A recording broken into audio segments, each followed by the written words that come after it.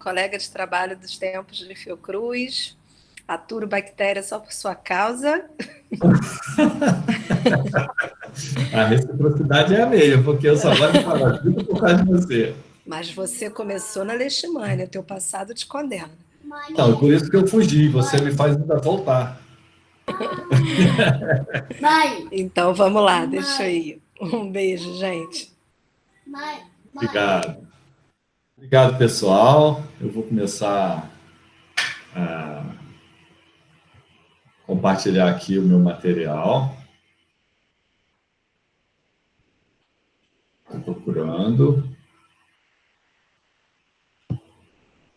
Opa. Vou procurar aqui o meu...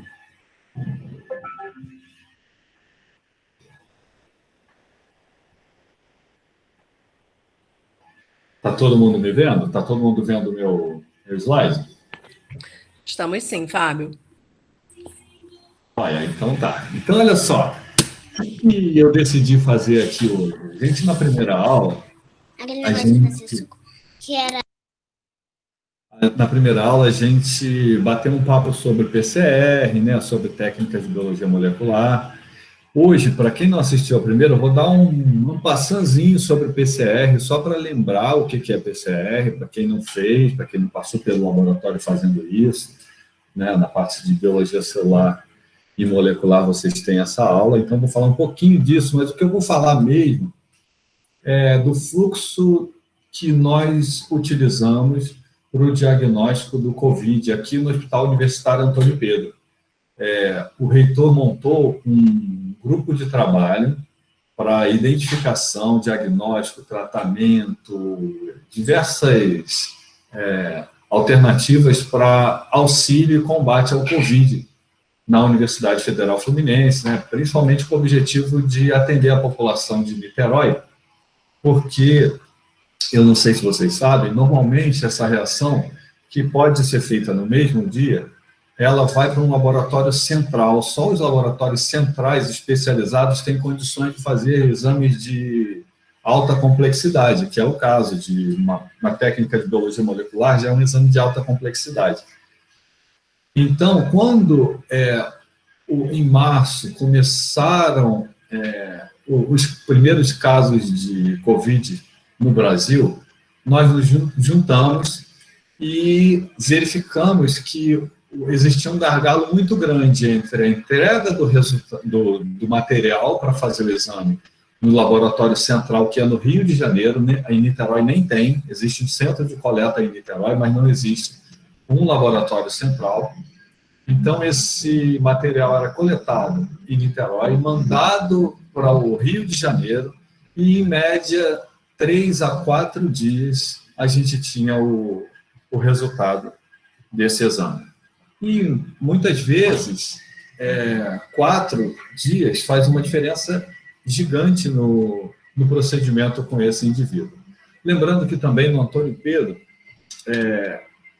os pacientes que chegam são pacientes de alta complexidade também. O Antônio Pedro não atende mais emergência e tem uma forma de atendimento ambulatorial dos pacientes. Então, tem um CTI que é de doenças infectoparasitárias, mas eles montaram um novo CTI chamado CTI COVID, onde era um CTI pediátrico.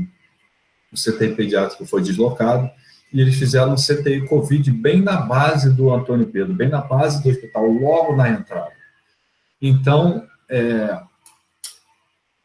o objetivo era facilitar, né, o máximo a chegada dos pacientes e o deslocamento para o CTI COVID, mas, ao mesmo tempo, diminuir o risco para os outros pacientes do Antônio Pedro, principalmente porque a gente tem pacientes com câncer, pacientes sob tratamento com medicamentos que são imunossupressores, então o risco aumentava muito. O objetivo era que esse processo fosse feito. E, ao mesmo tempo, nós tivemos a ideia de montar um centro de testagem no Hospital Universitário Antônio Pedro para o COVID, para diminuir esse tempo de resposta de 4, 5 dias para o diagnóstico, né, após o momento da coleta do paciente, para até 10 horas.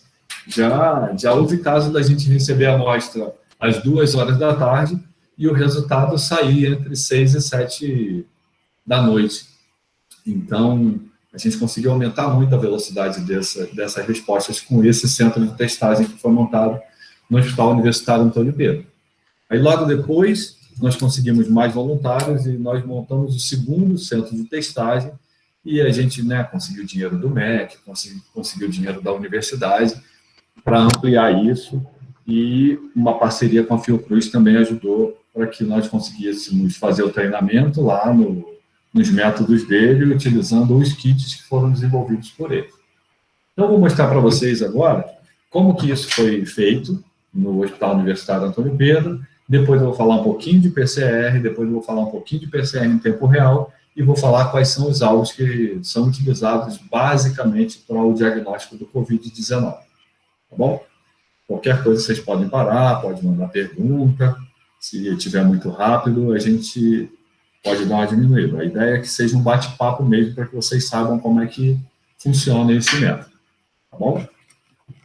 Então, esse material, grande parte desse material foi apresentado para os médicos do Antônio Pedro, para orientá-los sobre a forma certa de coleta de amostra dos pacientes, porque, como vocês sabem, isso é novo para todo mundo. Então, a Gleiser Tupinambá e a Cíntia Fernandes são doutoras em microbiologia e elas são, nesse momento, pós-doc e técnica do Hospital Universitário Antônio Pedro e estão intimamente relacionadas a esse projeto Covid.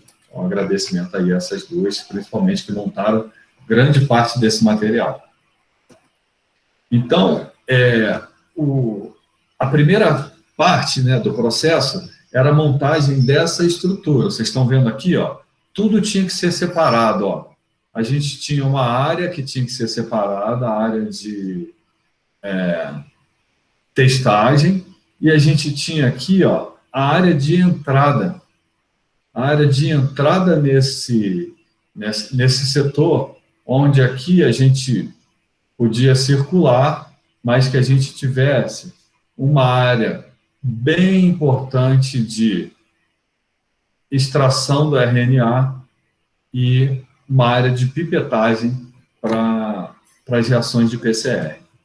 Então, isso tudo foi desenvolvido, e esses resultados foram tão legais que a gente acabou escrevendo um artigo mostrando o passo a passo para a montagem de um centro de testagem para uma doença com esse tipo de complexidade, né? Que se você não se paramentar adequadamente, você pode, em vez de estar ajudando outras pessoas, você pode estar se prejudicando, se infectando ou infectando outras pessoas.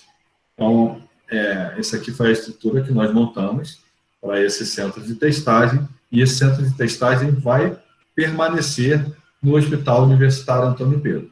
Então, foi a primeira coisa que nós fizemos, né? Montar a ideia do centro de testagem e montar a estrutura para o centro de testagem. Depois, aqui, essa foto aqui, onde a gente tem a entrada que eu falei, ó, aqui nessa área aqui, é a área onde a gente tem a extração do RNA, e aqui o local de pipetagem. Aqui essa foi a primeira foto que foi tirada no dia que a gente montou o centro de testagem. A gente fez a primeira extração de RNA. Então, aqui são os voluntários, ninguém aqui é profissional dessa área, todo mundo faz pesquisa. Aqui é um estudante de mestrado, aqui é uma pós-doc, aqui é outra pós-doc, aqui é uma outra estudante de mestrado.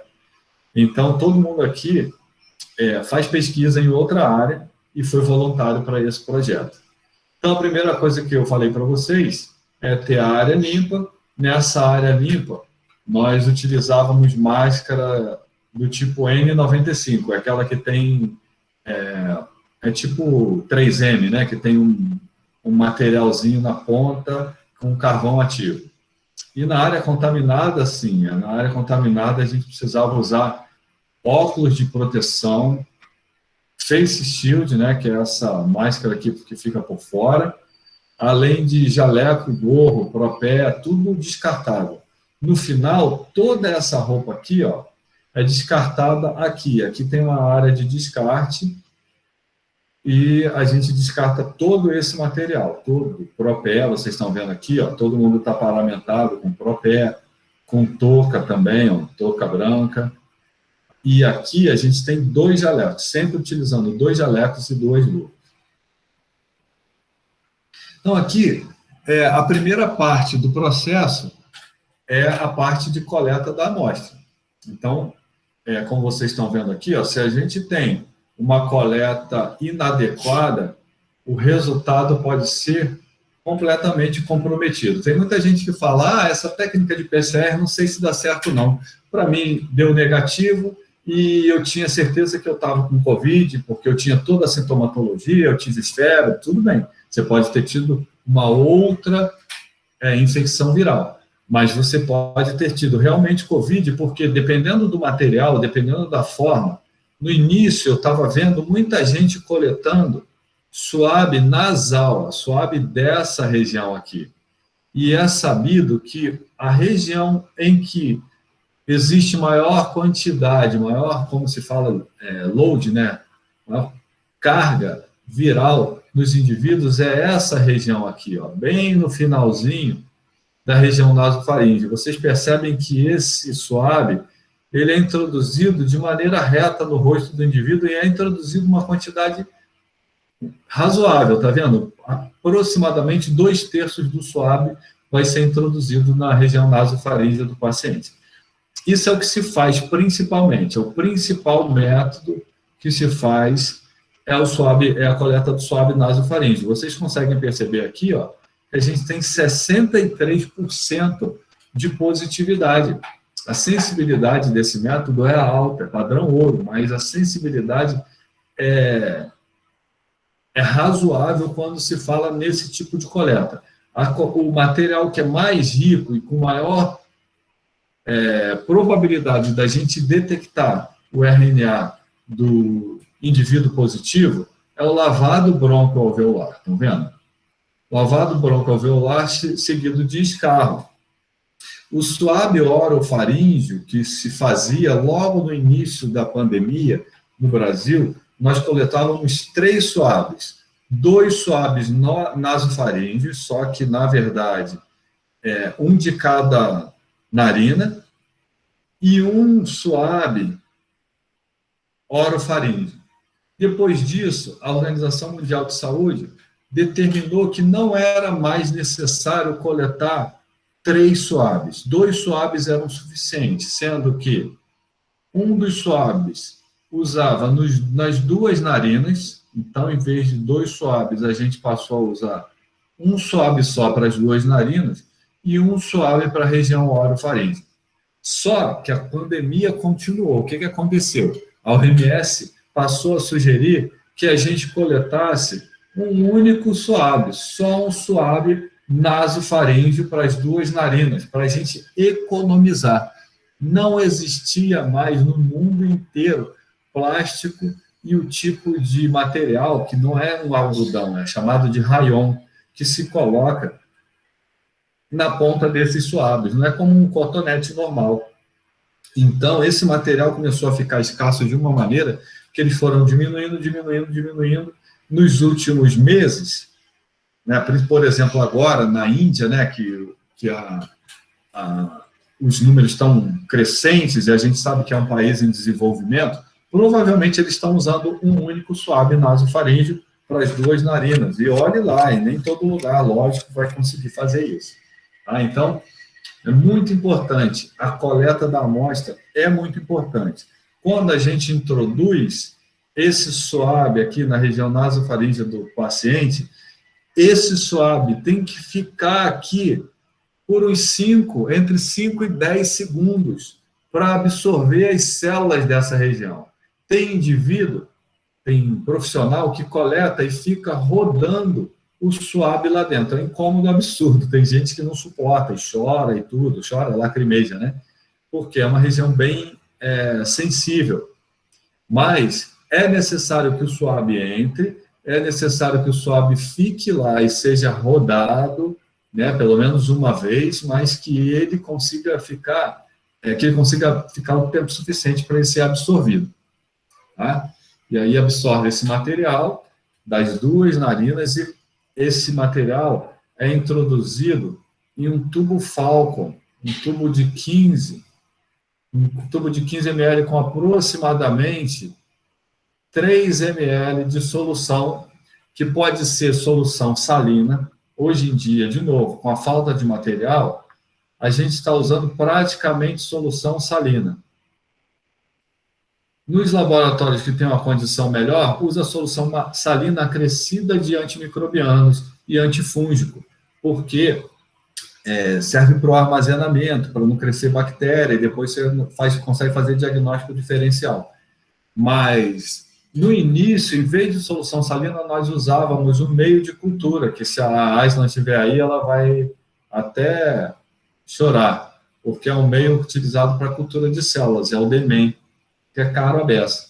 Lógico, a situação foi ficando complicada, a gente parou de usar DMEM, começou a usar a solução salina, e a gente adicionava aqui 3 ml de solução salina, e esses suaves, eles são depositados aqui, e a gente quebra essa pontinha do suave que ficou para fora do tubo, e depois fecha o tubo.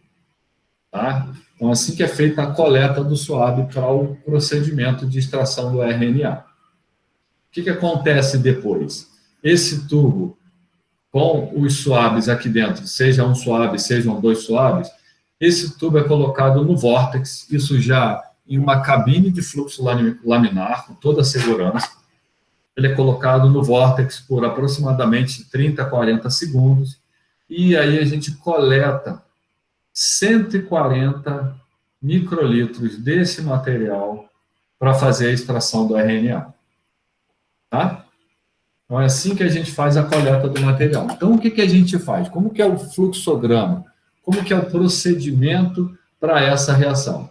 Primeiro, como eu falei para vocês, né, dependendo do local, você vai receber a amostra. Se você recebe a amostra de um indivíduo que coletou fora do hospital universitário, a gente recebe assim. Na maioria dos casos, isso aqui é tudo fajuto, né? Não tem nada disso. A gente recebe, às vezes, da Secretaria Municipal de Saúde, um único tubo Falcon com um X, 2 tubos, 2 pacientes diferentes. Um tubo tem o X e o outro não tem o X. E na prescrição, essa prescrição aqui, eles colocam o X para diferenciar. Ou seja, no início da pandemia, o processo era tão agressivo, a velocidade era tão alta, que escrever o nome de um paciente num tubo era perda de tempo. Então, a gente recebia essas amostras, né? Então, aqui no Hospital Universitário, a gente recebia a partir das 11 horas da manhã. A gente faz, né, o cadastro desse paciente, identificação. Depois, esses tubos são levados lá para a cabine biológica. Vocês estão percebendo aqui, ó, uma cabine biológica protegida, tá vendo? Isso aqui é um vidro. O manipulador completamente protegido com touca, com óculos, com máscara, 2 luvas, jaleco em dois níveis também. E aí as amostras são alicotadas, 140 microlitros desse material é retirado, e aí é levado para fazer a extração do RNA. A gente faz a extração do RNA e, normalmente, a gente usa esse kit aqui, que é um kit da Qiagen, que é um kit que facilita muito o trabalho. Como eu falei para vocês, esses grandes laboratórios, eles têm robôs para fazer a extração do RNA, você não precisa ficar pipetando. No nosso caso, a gente fazia toda a pipetagem manual, com kit Qiagen, que já é chique. Só para que vocês tenham noção, para 250 reações, esse kit custa R$7.000, 250 pacientes. Então, é uma fortuna. Lógico que com a pandemia, tudo aumentou. Esses kits antes custavam R$4.800, R$4.500. Com a pandemia, aumentou, quase que dobrou. Certo? Então, nesse momento, a gente faz a extração do RNA. Então, aqui a gente pega esse RNA extraído, leva para o outro laboratório para fazer a reação. Aí sim a gente começa a reação de PCR em tempo real. Então, na hora que a gente tem o RNA extraído, a gente precisa montar nesse fluxograma o protocolo para a reação de PCR em tempo real. Então, a gente tem uma planilha onde a gente coloca aqui, ó, o número dos pacientes de acordo com o método. Esse método aqui é o método do CDC, que foi um método reproduzido por Bill Manguinhos e por uma empresa chamada IDT. Vocês percebem aqui, ó, que a gente tem um marcador, 2 marcadores, 3 marcadores. Daqui a pouco a gente vai ver o que significa cada um desses marcadores, cada um desses alvos. E aqui, ó, você vê quais são os cálculos feitos por reação, para uma reação. Então, de acordo com o número de pacientes, a gente vai fazer uma multiplicação desse número de pacientes para saber o número de reações que a gente precisa fazer, para saber quanto de material, quanto de reagente a gente precisa. Tá certo? Então, dependendo do método, a gente tem um método que faz 3 reações por paciente, tem um outro que faz somente 2 reações, e tem um que é chamado de multiplex, que faz uma única reação com todos os alvos ao mesmo tempo. Dependendo do método, você vai escolher. Então, a gente prepara isso, faz todos os cálculos, aí a gente vai para o fluxo, que isso aqui é chamado de workstation, ou estação de trabalho. Aqui vocês estão vendo, ó, essa mesma planilha aqui, está colocada aqui, para a gente acompanhar a reação. O que a gente vai fazer? O que tem que adicionar para cada um desses pacientes? Esses pacientes são colocados aqui nesse tubo, ó, e aí a gente vai, pega o RNA e coloca. Normalmente as reações acontecem em uma placa de 96 poços, que ela é mimetizada aqui, ó, 12 linhas e 8 colunas. Tá? Então, são 96. Cada quadradinho aqui representa um poço. E esse poço está representado aqui nessa placa. Ó. É uma placa de 96 poços que a gente tem que adicionar tudo. A gente faz o preparo da PCR. A gente monta tudo que a gente desenhou aqui, tudo que a gente colocou relacionado a cada paciente aqui, agora a gente transfere para o computador. Então, nesse computador aqui, a gente vai ter a informação do paciente, e essa informação, cada uma dessas células aqui, ó, cada um desses pocinhos aqui, ele vai ser identificado pelo equipamento que está diretamente conectado com esse computador. A placa entra por aqui, ó. A reação é configurada, a gente aperta o botão e essa reação demora entre 80 e 140 minutos. Tá certo? Então, esse é o procedimento, esse é o fluxograma para que a reação aconteça. Primeiro a gente faz a extração do RNA, depois a gente vai para a montagem da reação em si, com esse novo RNA para cada um desses pacientes, e a gente coloca na máquina de PCR. Ao mesmo tempo, a gente precisa lançar os dados desse paciente, ó, no GAL. Levando em conta que COVID é uma doença de notificação compulsória, a gente tem que dizer quantos pacientes foram testados e quantos foram positivos no nosso procedimento. Então, a gente tem que informar isso nesse GAL, que é gerenciador de ambiente laboratorial. Isso tudo é gerenciado pelo Laboratório Central. É um laboratório brasileiro que ele é distribuído em diversos setores do Brasil. E no Rio de Janeiro a gente tem um perto do INCA. Então, a gente pega essas informações, acrescenta aqui, ó, as informações do paciente, acrescenta qual é o método que você está usando, e você diz, ó, se a reação for positiva, quer dizer que o DNA foi detectável. Se a reação foi negativa, quer dizer que o RNA foi não detectável. Tá vendo? Então, a gente marca aqui, e aqui a gente diz qual foi o resultado, que a gente representa o resultado em CT, que daqui a pouco eu vou explicar para vocês como é que funciona isso. Tá bem? Então, o tempo estimado para tudo isso, para esse fluxograma, desde a coleta da amostra, processamento das informações do paciente, até a saída do resultado e a entrega do resultado no sistema para notificação, demora entre 5 e 6 horas. Então, exatamente por causa disso, que nós decidimos montar um centro de testagem no Hospital Universitário, da UF, porque não tinha absolutamente nenhuma relação com os 4, 5 dias que a gente precisava para receber esse resultado em Niterói. Então, nós montamos esse centro de testagem com profissionais que tinham experiência em biologia molecular e que tinham afinidade com PCR em tempo real. Então, só para que vocês lembrem, para quem não viu PCR, a PCR é a polimerase, reação da polimerase em cadeia, ou reação de polimerização em cadeia. PCR é a sigla para Polymerase Chain Reaction. Nada mais é do que a reprodução, a amplificação de cópias do DNA in vitro. Tudo que é feito na célula vai ser feito num tubo de ensaio, usando esses elementos básicos, esses reagentes.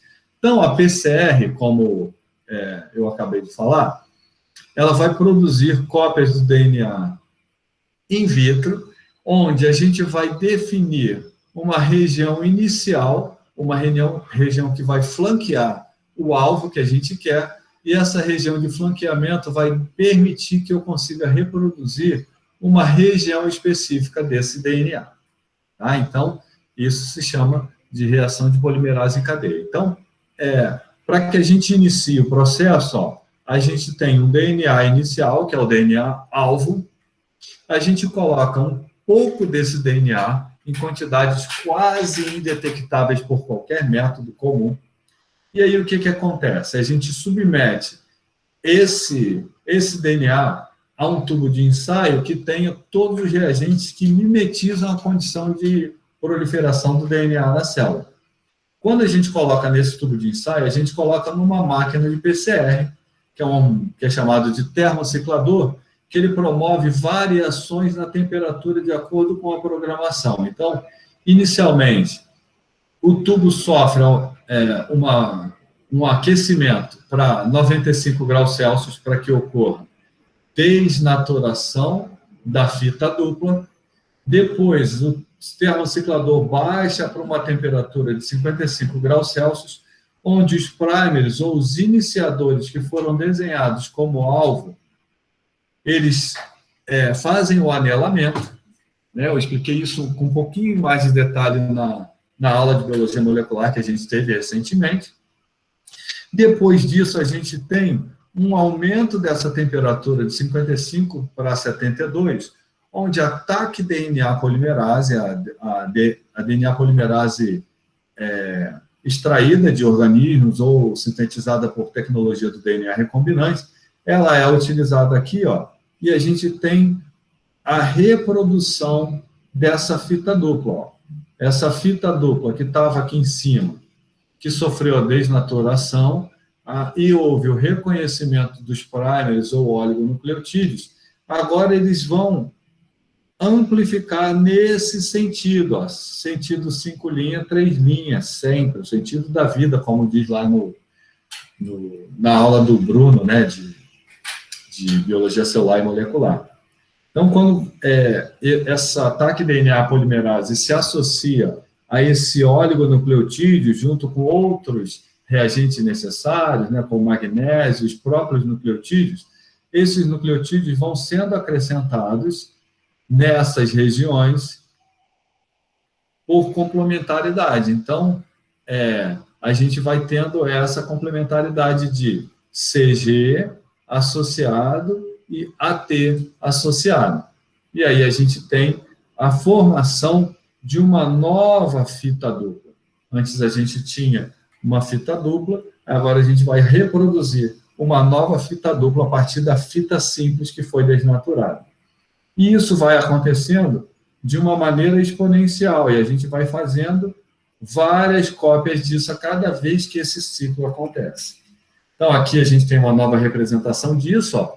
Isso aqui é uma reação, uma condição real, ó, reconhecimento do oligonucleotídeo, que vai reconhecer a região alvo que a gente quer, e a gente vai ter a amplificação no sentido 5 linhas, 3 linhas, nos dois fragmentos, né? nas duas unidades da estrutura do DNA. Então, lembrando que a gente precisa ter aqui todos esses reagentes que são necessários. E uma outra coisa importante é que esses primers que são desenhados, os oligonucleotídeos, eles são específicos, eles só servem para aquela região específica, para a região alvo. Não adianta eu ter primer, ter vários fragmentos diferentes. Ó, esses fragmentos aqui de DNA, ou DNA genômico que você vai ter num tubo de ensaio, não importa ser do mesmo organismo, tem que ser do mesmo organismo, mas tem que ser específico, tem que ser o alvo que você quer, senão você não vai conseguir amplificar aquela região desejada. Então, para isso, você tem que escolher a região que você quer e você desenha esses primers. Ó, esses oligonucleotídeos foram desenhados, e aí o que eu vou ter? Eu vou ter amplificação de toda essa região aqui, ó. Essa é a região que eu vou amplificar, e eu vou saber o tamanho do produto do PCR. Eu vou saber o tamanho do meu produto do PCR medindo essa distância aqui, desde o início do primer que eu desenhei até o final do outro primer que eu desenhei. Eu faço essa conta aqui, ó. Nesse exemplo aqui, por exemplo, eu vou ter um produto de aproximadamente 250 pares de bases. Tá? Então, isso é uma forma de desenhar uma reação de PCR normal.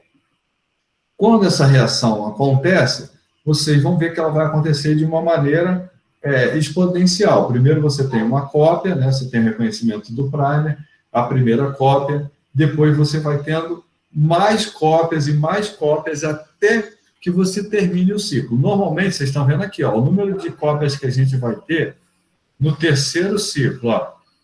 Mas, na verdade, uma reação de PCR normal, a gente tem entre 25 e 30 ciclos.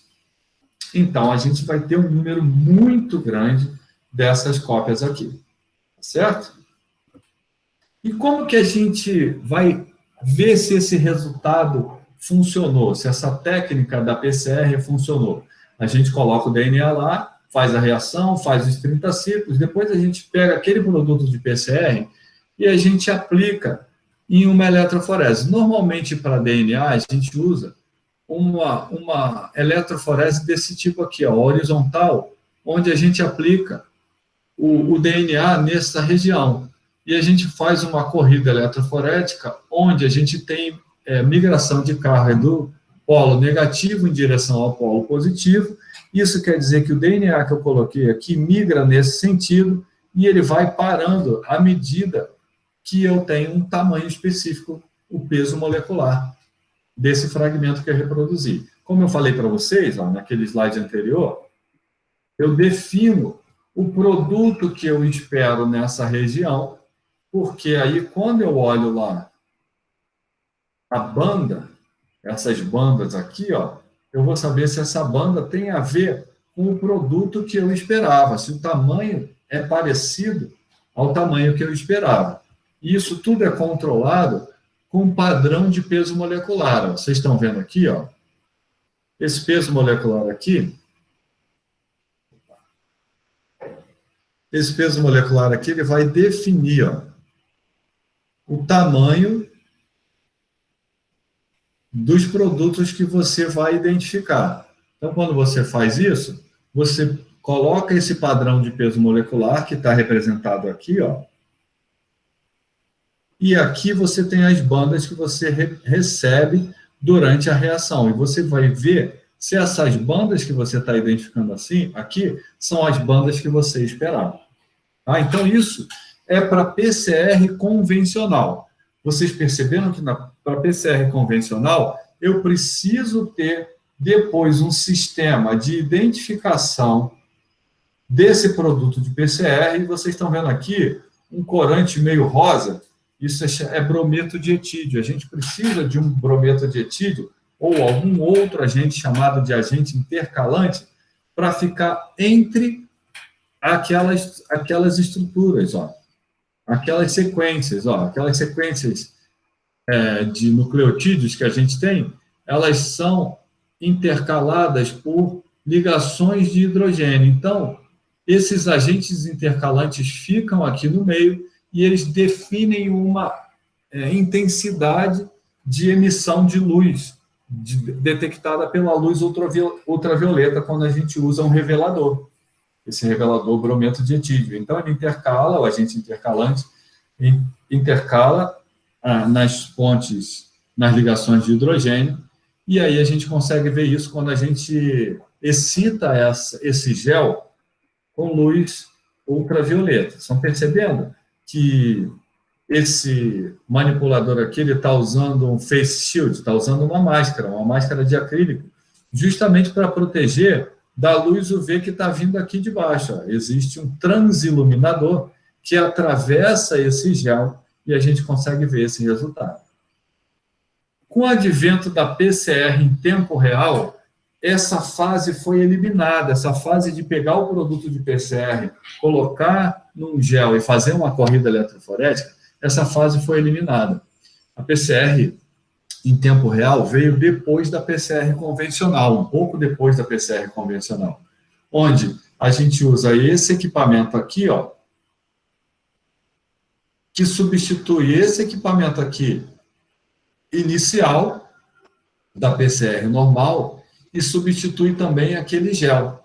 Por quê? Em vez de eu olhar se o produto de PCR foi formado na banda que eu queria, lá no tamanhozinho que eu queria da PCR normal, aqui na PCR em tempo real, a gente tem a identificação, ó, desse produto de PCR por essas curvas aqui, ó, estão vendo? Cada curva dessa aqui representa um indivíduo. Então, a gente fez a extração do DNA ou do RNA desse indivíduo, a gente submete esse material genético a uma reação, essa reação vai amplificar a quantidade de material genético que a gente tem, e isso vai ser possível de ser detectado no computador por essa estrutura aqui. Lembra que eu falei para vocês de CT? CT é o número de ciclos totais que foram necessários para identificar a quantidade suficiente para ser detectável por esse sistema. Normalmente a gente traça uma linha, essa linha que está aqui, ó, a gente traça uma linha para definir essa região, para que a gente faça uma correlação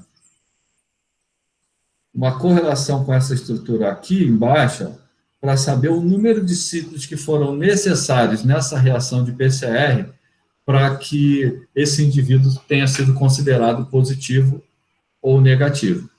Isso se chama de threshold, que precisa de um pouco mais de explicação para que vocês entendam. Então, só digo para vocês que existe um CT, que é o número de ciclos para que você detecte esse material genético, e isso tudo é feito por esse equipamento aqui, que joga a informação para o computador, e a gente vai ver como que ele joga essa informação, como que ele recebe a informação de positividade e como que ele joga para o computador. Então, a gente faz, só recapitulando, a extração do material genético, né, seja DNA, seja RNA. Se for RNA, você tem que fazer um cDNA, que eu vou explicar daqui a pouco como é que funciona, e aí esse cDNA vai dar o produto de PCR e vai dar o resultado que a gente quer pelo computador. Existem marcadores específicos para essa reação de PCR em tempo real. São chamados de intercalantes, como eu falei para vocês antes, né, que é parecido com brometo de etídio, tem a mesma função. À medida que a dupla fita começa a ser formada, as ligações de hidrogênio também são evidenciadas. E aí o agente intercalante vai ser encontrado aqui, e isso promove uma liberação de sinal que é detectado pelo sistema. Esse método é chamado método de cyber, onde o agente intercalante é chamado de cyber green, e aqui está tudo representado como verde, né, para facilitar a vida de vocês. Então, esse agente intercalante, ele é, como o próprio nome diz, intercalado, associado às ligações de hidrogênio da dupla fita que foi formada no momento em que a gente desenhou os primers, da mesma forma que a gente viu na PCR convencional. A única diferença aqui é que eu não preciso de um gel para fazer essa identificação. A quantidade de emissão de sinal que é feita que é proporcional à quantidade de duplas fitas que foram formadas a partir da utilização desses primers. Então, isso faz com que a gente consiga ver a presença dessas fitas duplas formadas no equipamento, e esse equipamento joga essa informação lá para o computador.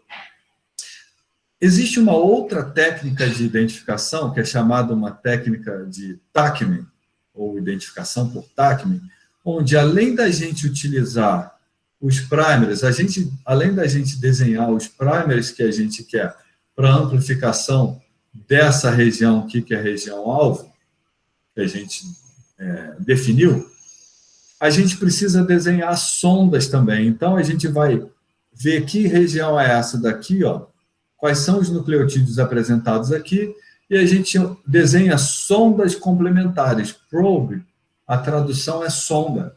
Então, a gente desenha essas sondas, e essas sondas, elas são acopladas a uma estrutura que é chamada de quencher, ou abafador, e uma estrutura R, que é chamada de report, ou sinalizador. Existem vários nomes que as pessoas usam para isso, mas quem define a emissão do sinal para que o equipamento detecte. No momento em que essa sonda aqui está com o seu abafador, ou quencher, e report, ou sinalizador, juntos, esse abafador é como se ele estivesse, ó, abafando esse sinal. Ele não permite que esse sinal seja emitido pelo computador. No caso, pelo equipamento para o computador.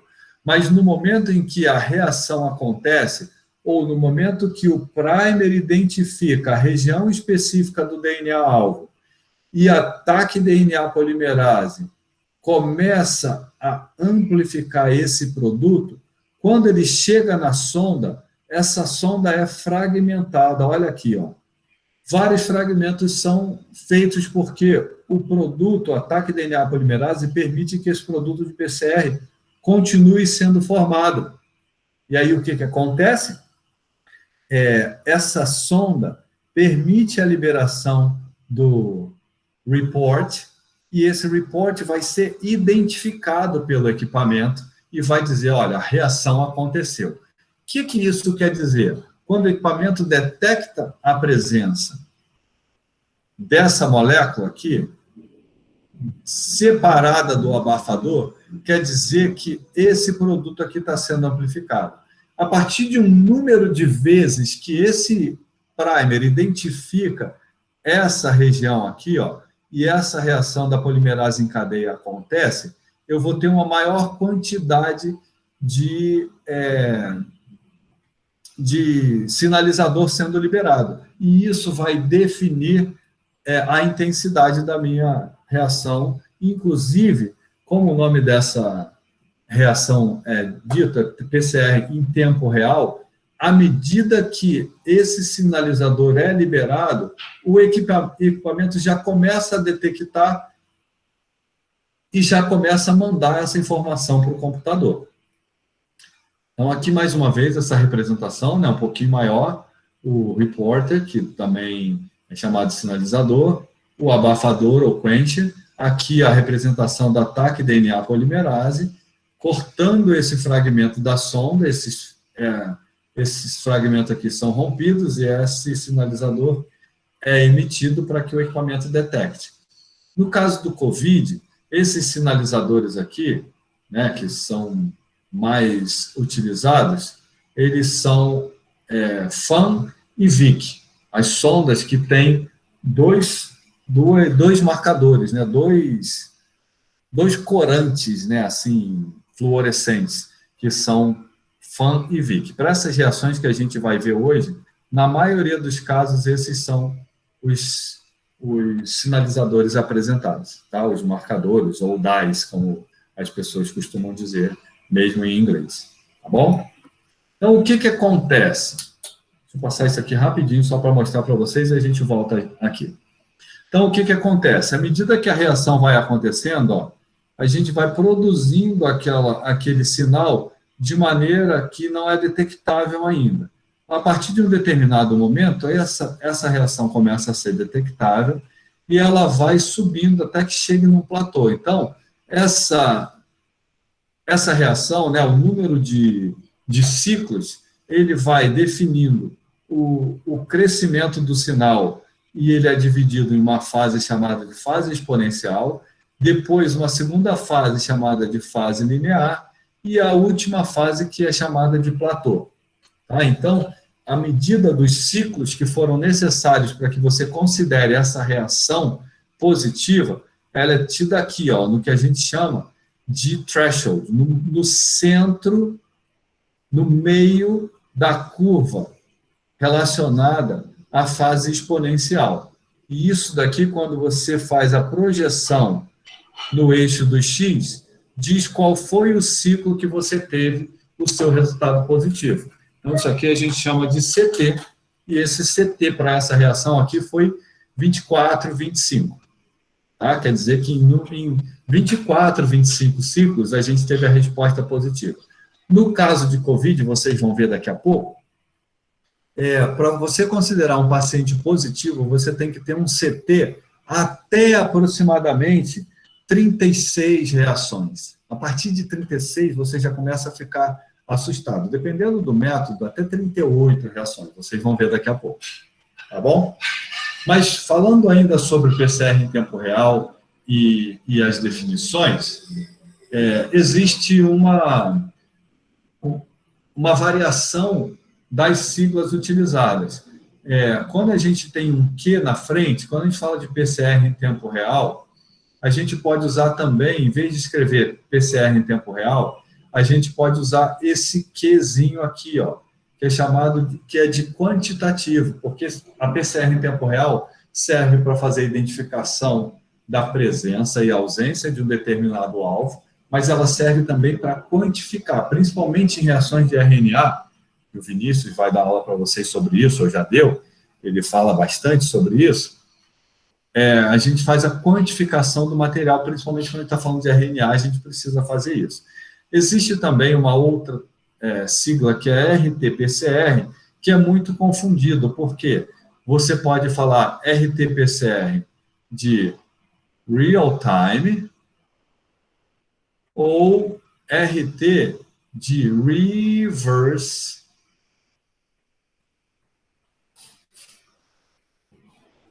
transcriptase. Porque para PCR de RNA, a gente tem que fazer primeiro o cDNA. E para fazer o cDNA, a gente precisa da transcriptase reversa. Então, primeiro a gente faz a conversão do RNA em cDNA, que é o caso do COVID, né, que é um vírus de RNA. E o que acontece depois? Depois que você faz a reação da transcriptase reversa, aí que você vai fazer a reação da TAC DNA polimerase. Por isso, a definição para o COVID, ou a sigla utilizada para o COVID, é RT-qPCR, porque é de transcriptase reversa e de PCR em tempo real, ou Q de quantitativo. Tá? Quais são as vantagens de fazer PCR em tempo real comparado com PCR convencional? Se eu pegar o RNA do COVID e fizer uma reação de conversão do RNA para o cDNA, depois se eu pegar esse cDNA e fizer a amplificação numa PCR convencional, eu vou conseguir ver lá na minha eletroforese, da PCR convencional? Eu vou conseguir ver, eu posso usar esse método. Mas, primeiro, é um método muito mais demorado. Olha só, primeiro eu tenho que fazer a reação de conversão do RNA no cDNA. Depois eu tenho que converter esse DNA, tem que amplificar, né, esse cDNA que foi reproduzido a partir do RNA. Então, a gente precisa de uma quantidade muito grande de tempo, né, de um tempo muito maior para isso e muito mais passos para essa reação. Então, você pode fazer isso de maneira convencional? Sim, mas a PCR em tempo real tem algumas vantagens. Ela tem uma sensibilidade maior do que aquele método. A reprodutibilidade também é maior, porque é muito menor a manipulação, então as chances de erro diminuem. E, de novo, por menor manipulação, a gente evita contaminação, porque a gente tem muita contaminação, a gente tem tanta contaminação que a gente tem que fazer um controle a cada extração de RNA, a gente tem que fazer um controle chamado de MOC, que é um controle que a gente usa para confirmar que a gente não teve contaminação com RNA de humano. Vou te mostrar daqui a pouco por que a gente tem que fazer controle para RNA de humano. Tá? Então, a PCR em tempo real tem muitas vantagens, principalmente relacionada com o risco de ter um resultado falso positivo, contaminação, essas coisas assim. Então, como eu falei para vocês, ela vai ser dividida em 3 fases. A gente vai definir o CT a partir daquele ponto que eu mostrei para vocês, onde a gente vai pegar isso daqui e vai traçar até aqui para saber qual foi exatamente o ciclo que a gente encontrou, e a gente define isso aqui pelo threshold, que normalmente ele é arrastado para cá, manualmente, para bem o meio da fase exponencial dessa reação, revisando, né? Aqui, é o início do sinal, que a gente vai tendo na reação. A partir desse momento aqui, tudo que acontece aqui quer dizer que você confia que esse resultado foi positivo. Tá? Então, até aqui, até onde você definiu o seu threshold, você não tem certeza que essa reação foi positiva. Você pode ter dúvida, talvez você precise repetir se você não tem um resultado passando daqui.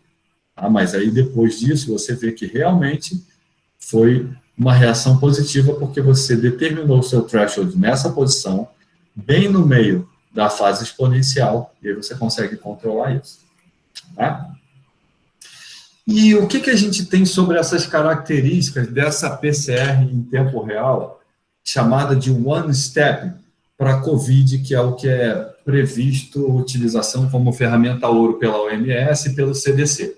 Esse método que a gente usa, ele usa um kit de reação, é chamado de one step, onde ele já tem a transcriptase reversa e a TAC DNA polimerase no mesmo tubo. Eu não preciso fazer várias reações.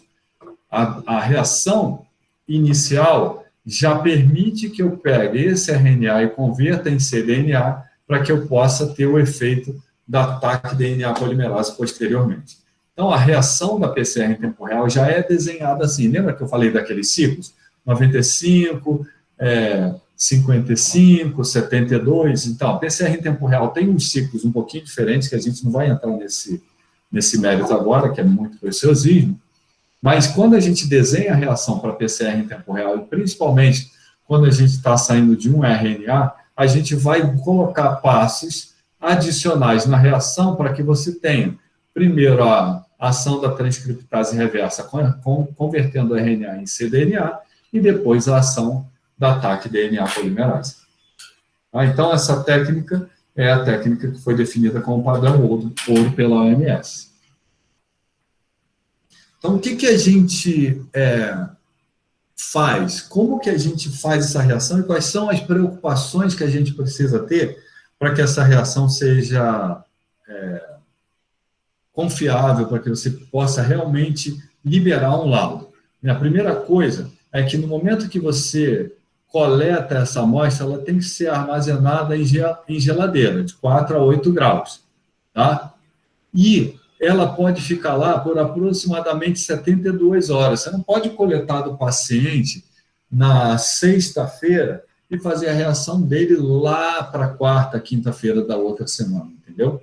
Você tem que fazer esse processamento, essa extração de RNA até 72 horas.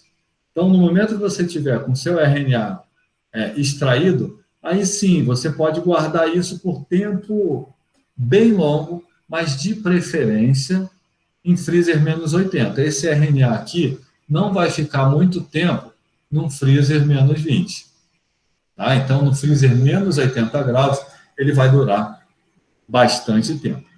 Uma coisa importante é que o período de incubação da COVID, ele pode variar muito.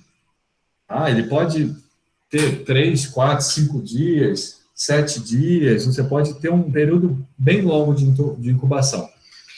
Mas os melhores dias para coleta do material, onde a gente tem chance de ter bastante vírus detectável para a realização da PCR em tempo real, é entre o terceiro e o sétimo dia de sintomas. O indivíduo relatou os primeiros sintomas, muitas vezes isso não é fácil, porque a pessoa só teve uma dor de cabeça, não teve nenhuma outra coisa, só foi ter febre no terceiro ou quarto dia. Então, o ideal é que essa amostra seja coletada, aquele suave nasofaríngeo, principalmente, né, seja coletada entre o terceiro e o sétimo dia, a partir dos primeiros sintomas. Tá? Depois do sétimo dia, a probabilidade da gente conseguir uma reação positiva para esse PCR em tempo real diminui bastante. E a partir do sétimo dia, depois do início dos sintomas, é provável que você já tenha sorologia positiva para IgM. Em alguns casos, o indivíduo apresentou alguns sintomas, ele já apresenta IgM positivo. Normalmente, esses testes sorológicos, principalmente os testes rápidos, eles detectam IgM e IgG. Só que IgG, pelos estudos mais recentes, ela só tem aparecido para o COVID a partir de 20, 21 dias após os sintomas. Tá? Então, no caso de IgM, a gente pode ter aproximadamente 7 dias. Tá? Então, todos esses critérios têm que ser pensados na hora de se fazer um inquérito, né? Seja um inquérito sorológico, seja um inquérito por PCR, porque não adianta nada você pegar esse indivíduo aqui, ó, no dia 14, vou fazer para ver se está positivo. Já tive muitos casos, muita gente que chegou para mim, muita gente muito esclarecida, que conhece ciência, que é médico, que é farmacêutico, que é enfermeiro, que é biólogo, tem conhecimento, mas não tem muito conhecimento sobre Covid, e vem me perguntar, Fábio, eu tive sintomas há umas 2 semanas atrás, eu queria saber se foi Covid mesmo, você pode fazer a PCR para mim? Vocês acham que eu vou conseguir detectar alguma coisa se eu fizer essa PCR desse indivíduo? 14 dias depois, 10, 12 dias depois, a chance é muito pequena, porque provavelmente, quando sai dessa janela aqui, eu digo até um pouco mais de segurança, quando sai da janela de 5 dias, a gente já não consegue detectar. Então, o ideal é que você pegue 4º e 5º dia desse indivíduo, mas pode tentar entre o 3º e o 7º dia, para você ver se você tem reação positiva para PCR. Então, só para que a gente entenda um pouquinho sobre os alvos, sobre para onde que esses primers e essas sondas são desenhados, eu coloquei aqui para vocês um desenhozinho do SARS-CoV-2. Aqui a gente tem, ó, essa região aqui, ó, é chamado de RBD, né, que é o Receptor Binding Domain, o domínio de recepção e de conexão com a célula do hospedeiro. é uma característica bem interessante desse vírus.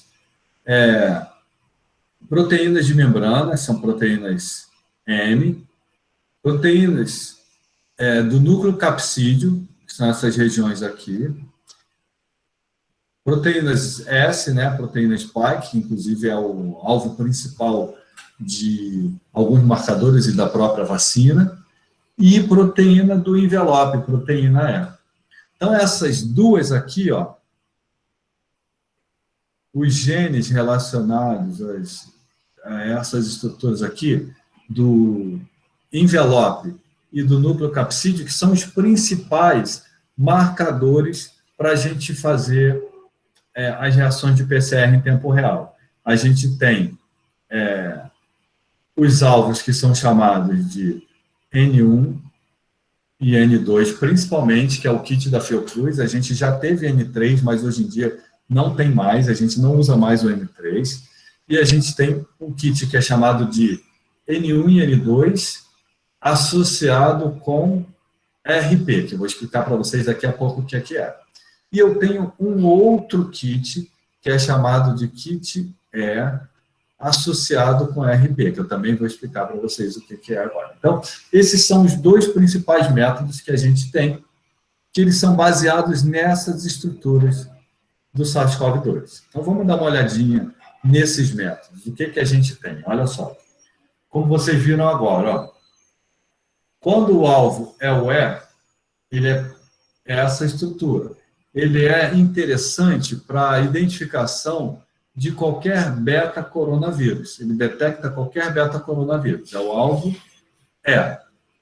Os alvos N1 e N2 são presentes no núcleo capsídeo viral, como vocês viram lá. Ó. Núcleo capsídeo viral, N1 e N2.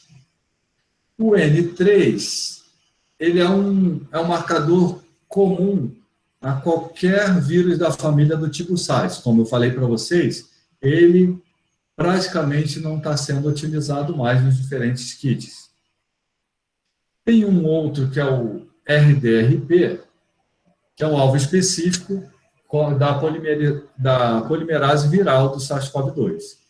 E a gente tem sempre um marcador que é chamado de marcador RP. A PCR em tempo real é praxe, é comum, é bem elegante. Quando a gente desenha uma reação, a gente fazer um controle de qualidade interno ou endógeno. Normalmente, você faz esse controle endógeno para um RNA comum ao determinado organismo que você está estudando. Se você não estiver estudando diagnóstico em humanos, você pega o organismo que você está estudando. Né? Mas nesse caso aqui, como a gente está fazendo PCR em tempo real de humanos, o controle interno dessas reações, controle de qualidade interno, o controle endógeno, é o gene humano RNase P.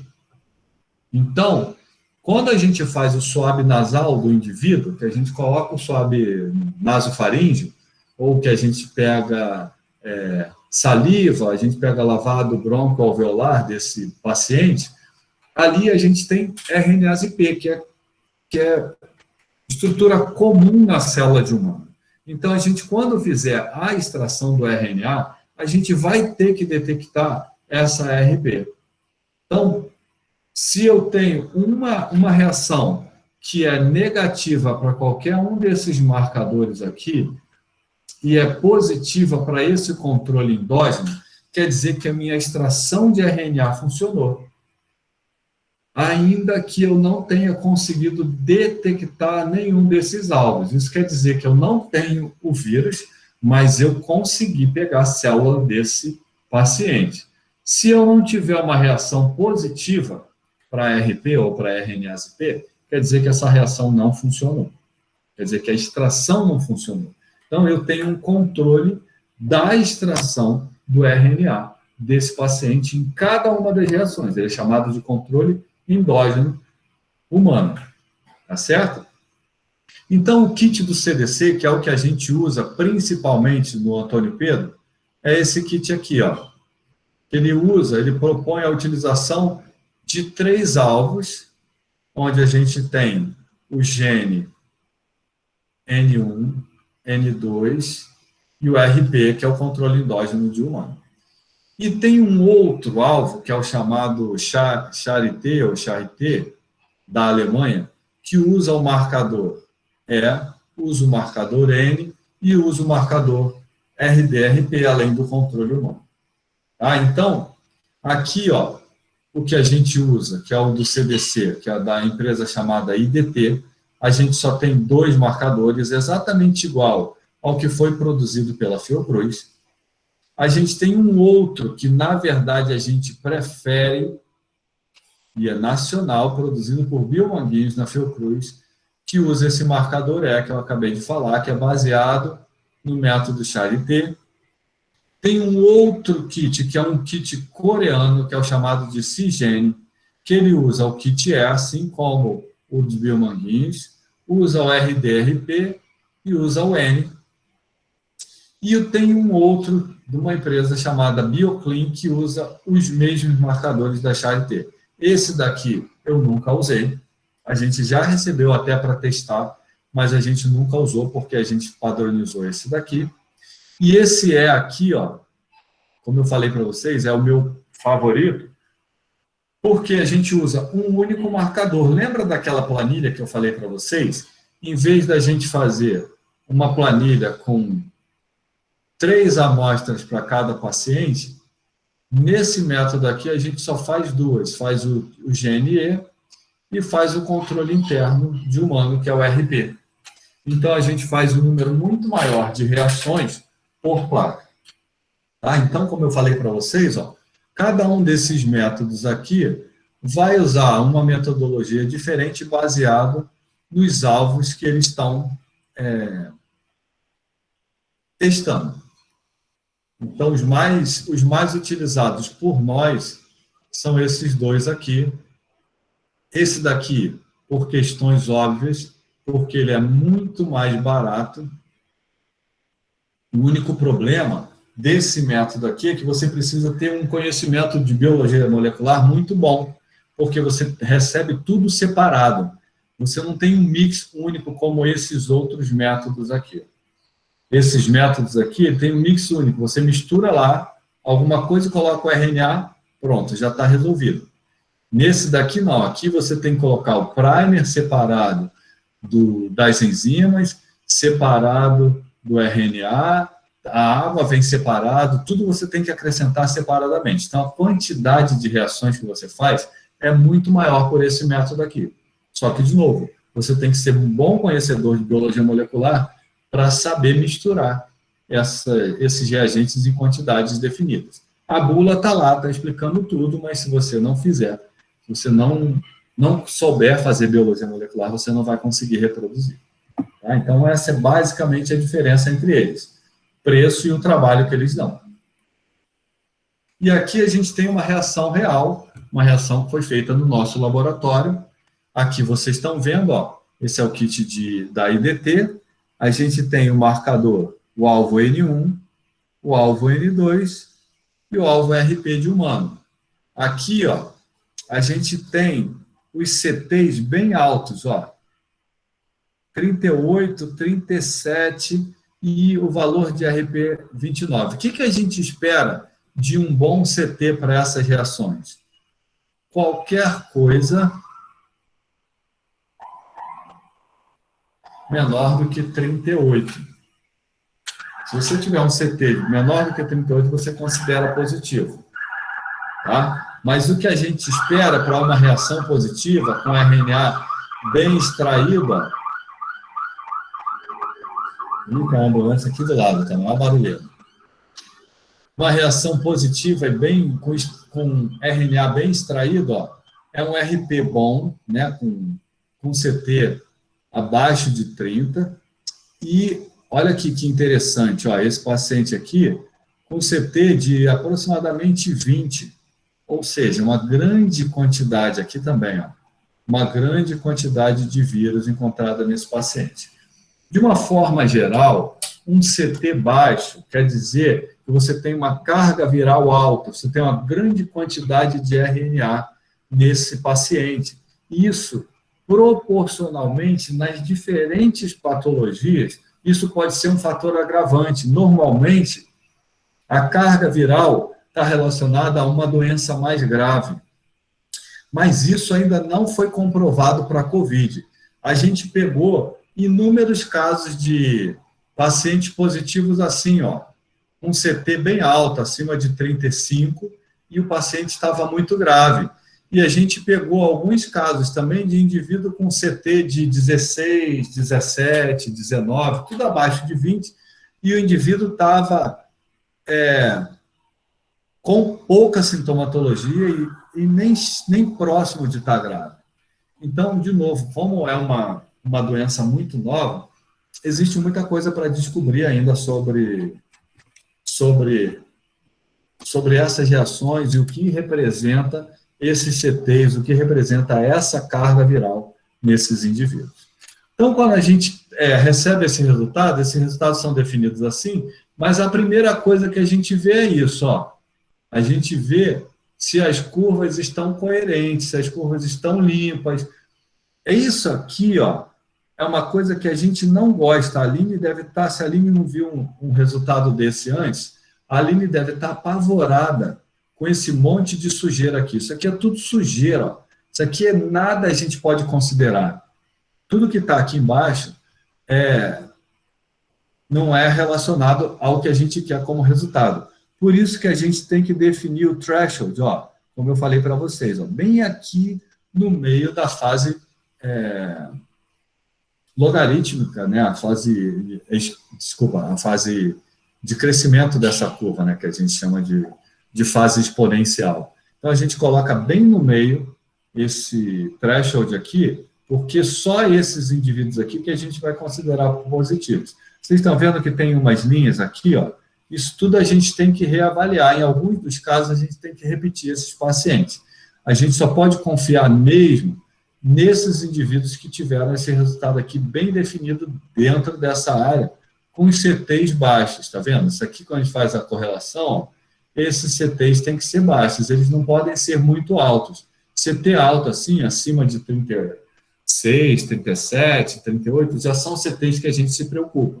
Na maioria dos casos, a gente precisa repetir. Então, aqui a gente tem a representação de cada um desses marcadores separadamente, está vendo? Aqui a gente tem o que a gente vê no final da reação. Como eu falei para vocês, isso aqui assusta um biólogo molecular experiente, né, que a gente não espera que esse monte de sujeira aconteça, mas isso é muito comum na reação do COVID. A gente tem esse monte de porcaria aqui abaixo do threshold que a gente não sabe explicar muito bem por que isso acontece. E aí a gente pode analisar separando cada um dos marcadores. Olha só, lembra que eu falei para vocês? Ó, N1 e N2 são relacionados ao próprio vírus e o RP relacionado ao humano. Olha só como a gente tem muito mais resultados positivos para o humano do que resultado positivo para o próprio vírus. Porque, lógico, nem todos esses humanos testados aqui foram positivos para o coronavírus. Então, a gente tem aqui, ó, 1, 2, 3, 4, 5, 6, 7 indivíduos positivos. Ó. 1, 2, 3, 4, 5, 6. O sétimo deve estar aqui. Então, esses indivíduos que ficaram aqui, ó, a gente teve que repetir. E a gente só ficou com resultado positivo confiável dentro dessa região aqui. Porque a gente tem que ter um CT, ó, mínimo confiável para a gente dizer que tá ok, eu posso dizer que essa reação é positiva. Tá legal? Então, é assim que a gente define, é assim que a gente interpreta, e quando a gente tem regiões que amplificaram bem depois, né, pacientes que amplificaram bem depois nesses alvos, ou a gente desconsidera, ou a gente repete imediatamente essa reação, para ver se foi algum problema na extração do RNA, ou se foi realmente algum problema na reação em si. Tá certo? Aqui a gente tem a representação do kit E de Biomanguinhos, como eu falei para vocês, ó. Aqui todos os resultados juntos, aqui separadamente o alvo e aqui o alvo RP. Aqui, de novo, tá vendo? Um monte de coisa aqui esquisita que a gente não quer, amplificação inespecífica que a gente consegue detectar na PCR, mas isso daqui é confiável. A gente teve esse resultado aqui, isso a gente confia. São valores de CT que são completamente dentro do que a gente espera, então a gente pode confiar e dizer que esse indivíduo aqui, que teve essa amplificação, vai ser um indivíduo positivo. Lógico, depois que eu confirmar que o controle interno também funcionou, e depois que eu confirmar também que a extração do RNA foi eficiente. Então, tudo isso eu tenho que olhar para que eu considere positivo. Aqui, como eu falei para vocês, ó, um CT considerado positivo para o gene E, que é um único gene, é qualquer coisa abaixo de 40. Tá? Um CT abaixo de 40. Aqui, o alvo CGN, né, a reação CGN, a mesma coisa.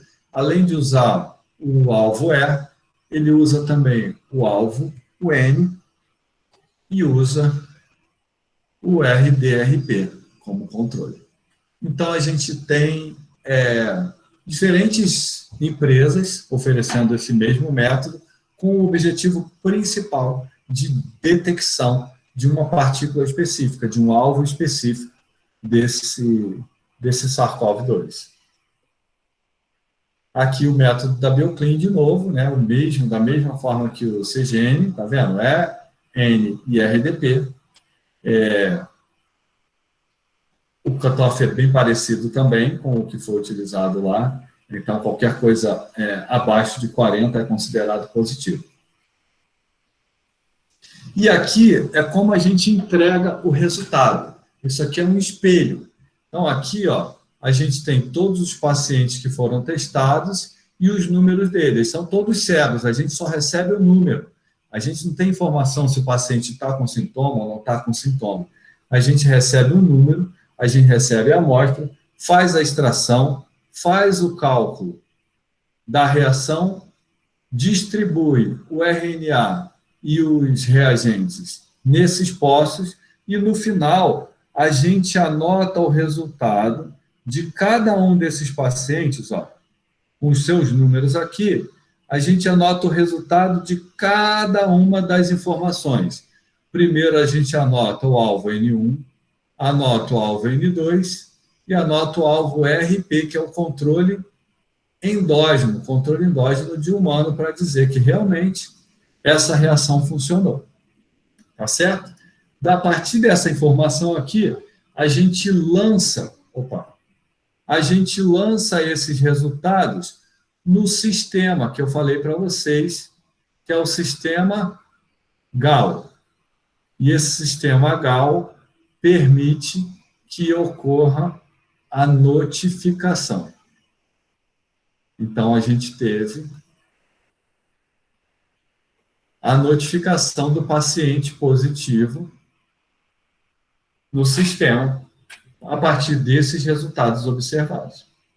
Então, é assim que o processo todo acontece, desde o recebimento da amostra até o final da entrega do resultado, onde a gente diz se o indivíduo está positivo ou negativo para o coronavírus. Tá? Aqui é a equipe que trabalhou. Nós tivemos 2 centros de testagem. Tudo começou no LAMAP, que é esse laboratório aqui. Esses 2 aqui são os coordenadores do LAMAP. E depois a gente ampliou para um outro centro que foi chamado de UNIP, a Unidade de Pesquisa do Hospital Universitário Antônio Pedro. Aqui vocês estão vendo os voluntários. Aqui está vendo o professor que vos fala. Aqui a gente tem um aluno de mestrado, um aluno de doutorado, uma aluna de farmácia quase se formando, aqui uma doutoranda. Esses 2 doutorandos entraram juntos, esse mestrando entrou junto. Esses 2 indivíduos aqui, eles são aprovados no processo de seleção específico para o COVID. A gente já teve um processo seletivo para o COVID. Essa aqui é a Gabi, que é estudante de odontologia. Essa aqui é a Amanda, que é estudante de farmácia. Camila doutoranda, Felipe doutorando e Paulo mestrando. Aqui é uma equipe enorme, como vocês estão vendo, né? O grupo da Unip. Aqui são as pós-docs que eu falei para vocês. Não, tem 3 pós-docs, né? A Cíntia, que ajudou no desenvolvimento dessa apresentação. A Thalia, que também é pós-doc. A Gleiser, que é funcionária do Antônio Pedro, mas também é doutora em ciências e ajudou no desenvolvimento dessa apresentação, preparou alguns resultados, copiou e colocou aqueles resultados, e essa galera toda aqui é a galera que está trabalhando nesse projeto. Esse projeto tem apoio da UF, do próprio Antônio Pedro, do LACEN, né, que é o Noel Nuttels, no Rio de Janeiro. Eles ofereceram alguns kits para a gente, eles deram treinamento para parte da nossa equipe. A Fiocruz, tudo iniciou com o apoio da Fiocruz, um agradecimento especial para a professora Marilda Siqueira, e o Fernando são os pesquisadores de lá que ajudaram muito a gente para que a gente conseguisse implementar o nosso centro de pesquisa e também o centro de testagem, e a gente recebeu fundos do Ministério da Educação para comprar todos os kits, todos os equipamentos, pipetas novas, capela de fluxo laminar específica. E é isso, bastante trabalho, mas muito legal. A gente já testou mais de 700 pacientes, quase 750 pacientes, aproximadamente 200 testes só dos voluntários, porque os voluntários são testados toda semana. E além dos voluntários, a gente testa também indivíduos que são moradores de rua de Niterói, que são colocados no hotel de trânsito daqui de Niterói, e aí existe um grupo especial que vai lá, coleta a amostra deles e traz para a gente no Antônio Pedro, para a gente testar, e quando é o caso, eles isolam esses indivíduos e diminuem a disseminação entre esses moradores de rua. Um projeto foi muito interessante da Prefeitura de Niterói, da Secretaria Municipal de Saúde, e a gente abraçou, e a gente consegue fazer esse diagnóstico super rápido. Bom, aberto para perguntas, se vocês tiverem. Obrigada, professor Fábio. Que aula, hein? Ficou nervosa, Aline, quando você viu aquele monte de sujeira no final do... Que intensa. Quando eu vi a primeira vez... que é isso? A primeira vez que eu vi aquilo, tu sabe que eu lembrei de você? Que a primeira reação que a gente fez foi naquela máquina que você calibrou, lembra, lá do Antônio Pedro? Eu falei, caramba, se a Aline estivesse aqui vendo esse monte de reação inespecífica, ela falou, não, essa reação não deu certo, isso aí não está funcionando não, está tudo errado. Né? Pô, mas parabéns, vocês conseguiram montar. Eu vou andar um pouquinho, porque o barulho aqui está um pouquinho alto. Vocês conseguiram montar bem legal. E muito parabéns boa. Pela apresentação, extremamente didática. Todo mundo já sabe como é feito, de verdade. Tomara que o pessoal... Eu tentei falar assim, o basicão para o pessoal entender o fluxo, né? Mas eu sei que como tem gente de níveis diferentes, eu precisava falar da base da biologia molecular e falar também do fluxo, né? De coleta de amostras. Excelente. Você encerra a sua apresentação aí, para de compartilhar, Fábio, por favor. E tiveram umas perguntas aqui, eu não fui me aguentando, algumas coisas eu fui dando os pitacos, mas eu acho que você é a melhor pessoa para respondê-las, né? Deixa eu começar aqui do começo, né? Matheus, lá no início, ele estava perguntando se podia fazer por suave oral ou apenas nasofaríngeo, mas você acabou respondendo que era orofaríngeo, né? Isso. O ideal agora, né, por causa da determinação da OMS, é fazer um único swab nas duas narinas, nasofaríngeo, mas usando os dois nóstrils, né, as duas entradas. Não se faz mais orofaríngeo. A gente fazia até dos voluntários para aumentar as chances de detecção, mas, como vocês viram lá, 32% de positividade no orofaríngeo. Se a gente conseguiu pegar o nasofaríngeo, não justifica, né? E sem falar que o incômodo é muito maior. O nasofaríngeo, no momento que você acostuma, você fecha o olho assim, ó, a gente coleta toda semana. A gente é chamado de S, né? S de suave. Então, eu sou S18. Ou seja, já tive 18 vezes alguém enfiando suave na minha região nasofaríngea. É uma quantidade Que gigante. desagradável. Desagradável, mas você acostuma. Mas o oral que pega lá atrás é horrível, porque você tem que encostar na região orofaríngea. É muito incômodo, dá ânsia de Dá vômito ânsia de vômito. todas as vezes. Esse não, esse dá vontade de espirrar, esse dá vontade de tossir, mas você consegue controlar um pouco mais. Mas o da orofaringe é muito ruim. E, outra pergunta que tivemos, muitos elogios, perguntando se Tamires perguntou se tem alguma outra alternativa de extração do RNA sem ser por kit. olha, existem muitas formas, né? Quando a gente faz pesquisa, quando a gente é pobre, a gente faz milhões. A gente usa bid de vidro, né? A gente usa sonicação, existem muitas formas de fazer, mas você fazer sem kit, a tua precisão diminui muito. Mas sim, existem outras formas de fazer. E é mais laborioso, né? Leva mais tempo, a reprodutibilidade não é tão grande. Na maioria das vezes você tem que botar em incubação, em banho-maria por 1 hora, 2 horas, dependendo do método. Às vezes tem que usar outros reagentes mais drásticos para quebrar. Aí, Tainá perguntou se o número de ciclos da amplificação da reação é feito testando experimentos ou se existe alguma espécie de modelagem existente. E existem os dois. Eu vi a Helena aí, lindona, Helena. Super descabelada, eu fechei aqui.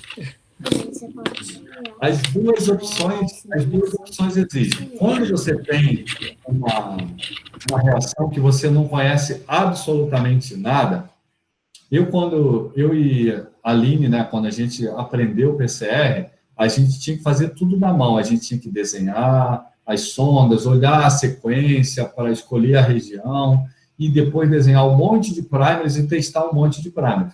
Hoje em dia não precisa mais fazer isso, você faz em sílico. Você pede para o programa, o software, te desenhar um monte de pares de primers e você joga no sistema, ele te dá os que são mais prováveis de produzir uma reação confiável na região que você quer. Mas, primeiro você testa em sílico, né? Você bota lá no computador, o computador te dá as bandas prováveis, os resultados prováveis, aí depois você tem que ir para a máquina e tem que fazer mesmo a reação para ver se realmente funciona, e se aquilo que você viu no computador reproduz na vida real. Então, toda a resposta para a tua pergunta é tudo pode ser feito, mas para que você valide uma reação, você tem que fazer ela várias vezes com diversos RNAs, ou no caso se for DNA, né, diversos DNAs de pacientes diferentes, você tem que testar para ver se aquilo funciona. Aí você pega as definições para saber em qual CT que você vai dizer que aquele indivíduo é positivo ou negativo. Então, para você desenhar um método novo, você precisa ter um método anterior padronizado para que você confie. Respondi? Foi isso que perguntou, Aline? Foi.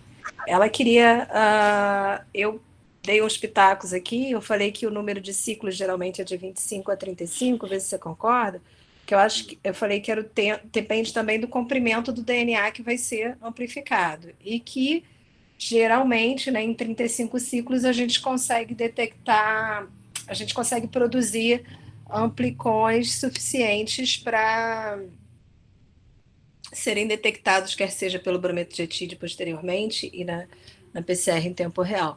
Aí o Matheus perguntou... Nesse caso do Covid, especificamente, a gente tem 40 ciclos. Essa reação é de 40 ciclos. Aí Matheus perguntou quanto tempo demora cada ciclo.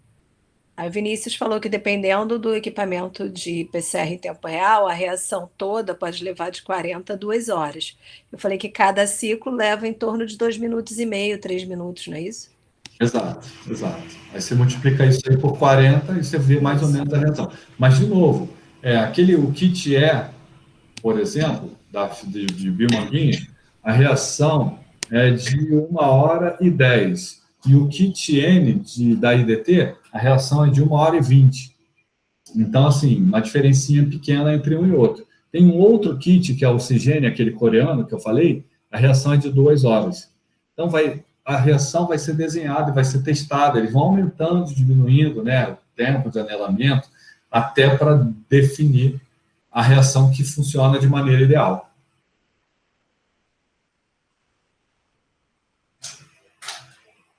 Aqui, depois, a Matheus perguntou, falou, pode demorar de 3 a 5 dias, eu acredito, após a contaminação para apresentação de sintomas. E no caso das pessoas assintomáticas, o PCR também detecta ou os assintomáticos não são testados justamente por não apresentar sintomas? É uma pena, infelizmente, isso é o grande problema que a gente tem com o Covid, porque muitos indivíduos assintomáticos, eles estão por aí, eles não sabem. Por exemplo, no meu grupo, nós tivemos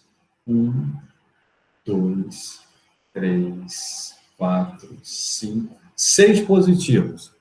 Nós tivemos 6 positivos no meu grupo. 3 foram sintomáticos e 3 totalmente assintomáticos.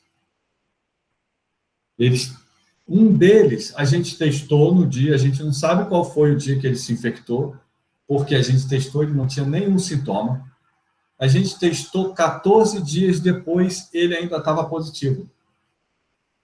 Ou seja, ele provavelmente, se ele não tivesse sido isolado, se a gente não tivesse testado no início, ele estaria infectando por 14 dias.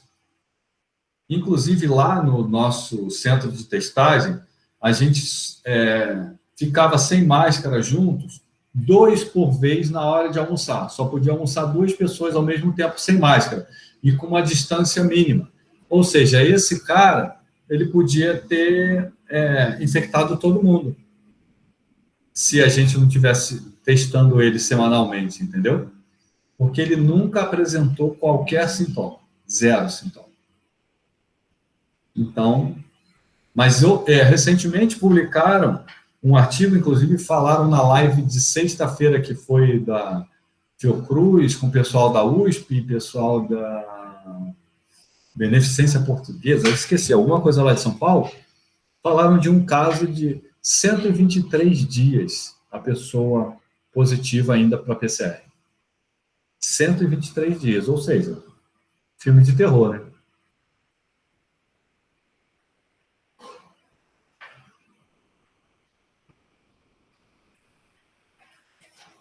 Mas não é para ficar todo mundo aterrorizado, não. Isso é uma exceção absurda, assim, que tanto que foi publicado. Maravilha. Mais elogios. Aí falando da questão da sorologia, aí Jennifer falou que a sorologia não é confiável, né? Minha cunhada fez sorologia e deu negativo. Em seguida, meu irmão apareceu com sintomas e fez PCR e deu positivo. Teve outros casos que fiquei sabendo também desse falso negativo. Aí eu não me aguentei, dei um pitaco aqui e falei que a emergência da situação mundial fez com que a Anvisa liberasse testes sorológicos de desempenho, no mínimo, questionáveis, né? Que a gente tem uns testes sorológicos aí no Muito mercado educado, questionável, né? com baixíssima sensibilidade e especificidade para os parâmetros normais para qualquer outro tipo de diagnóstico. E que também, aí ela está falando disso, se a sorologia não é confiável, por que que é ou não é. Então, isso é uma discussão sem fim.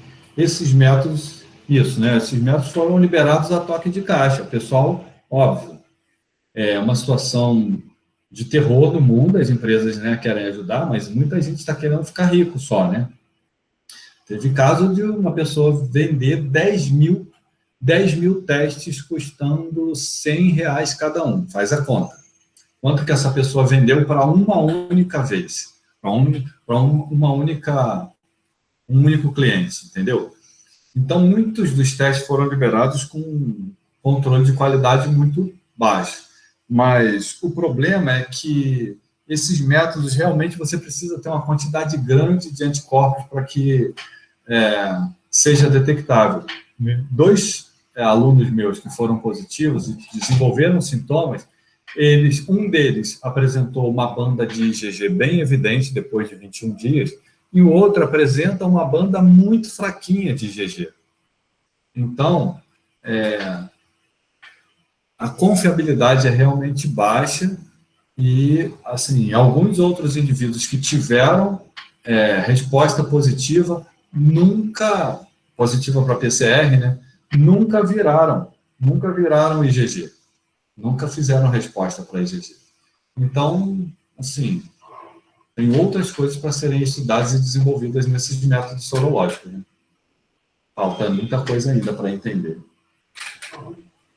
Isso.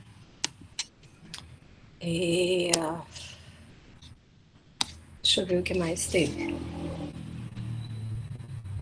Estou vendo um monte de meus alunos aí, ó. Carol, Afonso, Elias, Iris. Miguel Mata perguntou que a questão da sorologia, na verdade ele fez um comentário, que a questão da sorologia também não é sobre ser confiável ou não. Tem o ponto relacionado à fase da infecção da doença em que este indivíduo está manifestando ou não no ato da realização da coleta.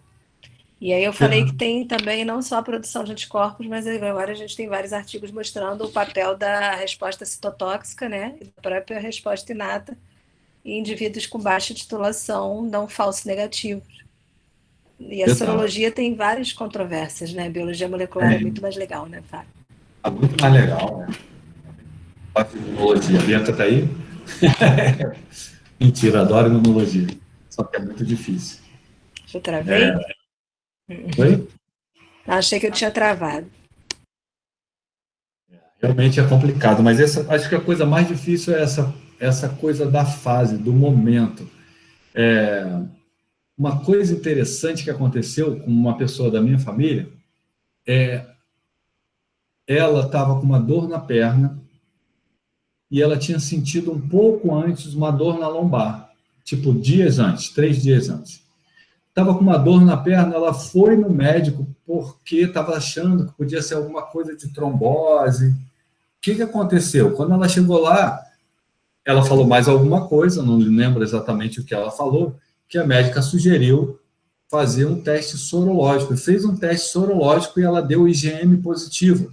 Quer dizer, uma sorte, né? Porque ela já estava IgM positiva. E aí, depois, fez uma ressonância e uma tomografia, não tinha comprometimento pulmonar.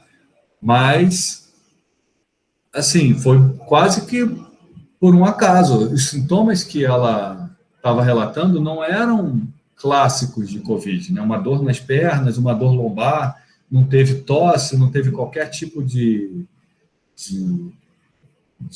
febre, cansaço, e acabou que quando fez o IgM, deu positivo, que, assim, nem espera. E quando fez o teste por PCR, lógico, fez um pouco depois, não deu positivo. Então, assim, tem muito a ver com a fase também, né? O teste sorológico pode ajudar em algum momento, mas tem que dar sorte da fase em que você pegou aquele indivíduo para pegar IgM positivo.